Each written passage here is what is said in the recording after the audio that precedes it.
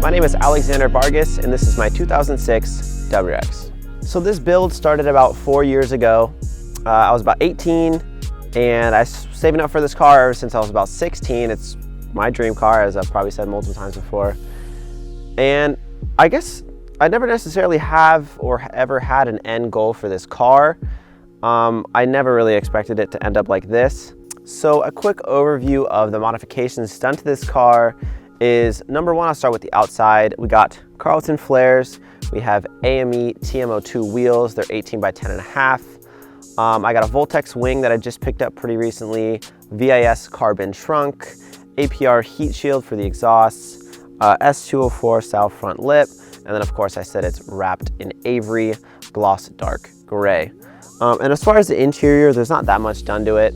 I have a carbon shift boot delete, Brom seats with planted seat brackets, and I think that's pretty much it for the interior. I would say the more important thing, it would be the engine build side of things, which I did do actually myself in school. It took me about 7 to 8 months to finish the entire thing. So a quick overview of that is the bottom end's fully built, STI forged crankshaft, forged rods from Manley, and then CP pistons that are 9-to-1 compression, as well as the heads are done. It's 268 duration cams, GSC full valve train, which is going to be valves, springs, retainers. And as far as the turbo setup, 3-inch downpipe, full exhaust.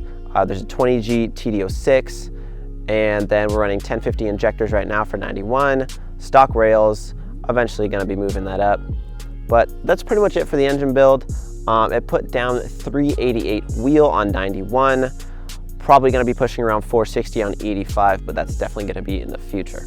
So ever since I can remember, I've always been obsessed with how things worked, so I'm not very surprised that that has carried over into my passion for building cars.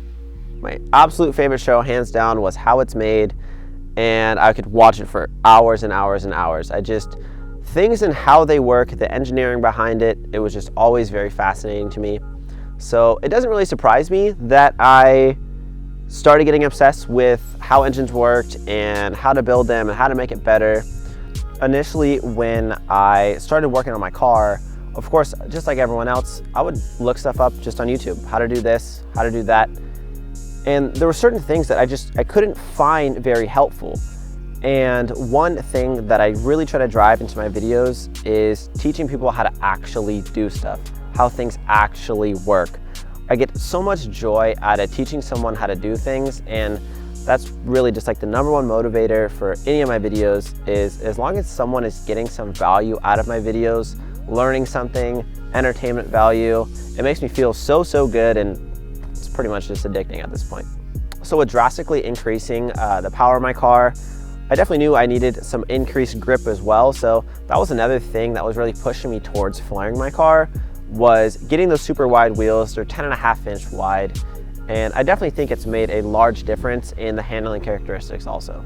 So I think there is a large misconception with my car, being that it is on social media all the time, YouTube, Instagram, and probably just seeing it from the outside.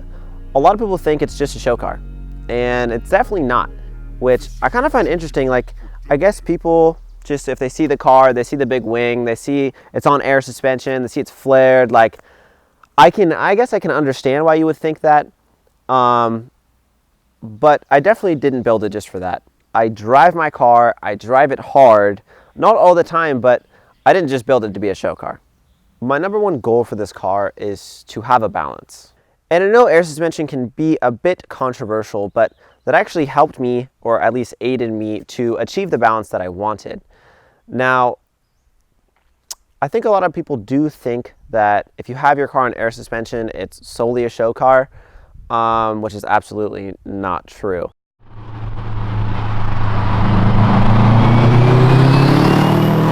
Like, I think one of the best things about being like in the car world is pretty much that you could build your car however you want, you know, like it's your car. One of the best parts about being involved in the car community is how diverse it is.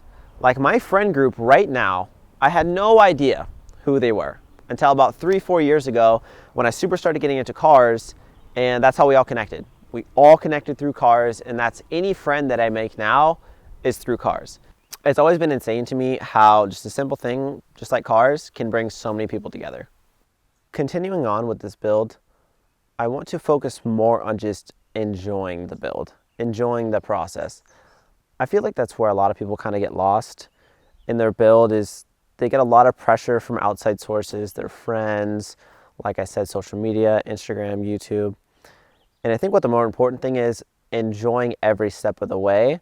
Because once you get there, or once you get here, you're going to kind of realize that you always want to keep progressing. You always want to keep pushing the boundaries. So I think at the end of the day, people just need to kind of stop, think, and enjoy the process.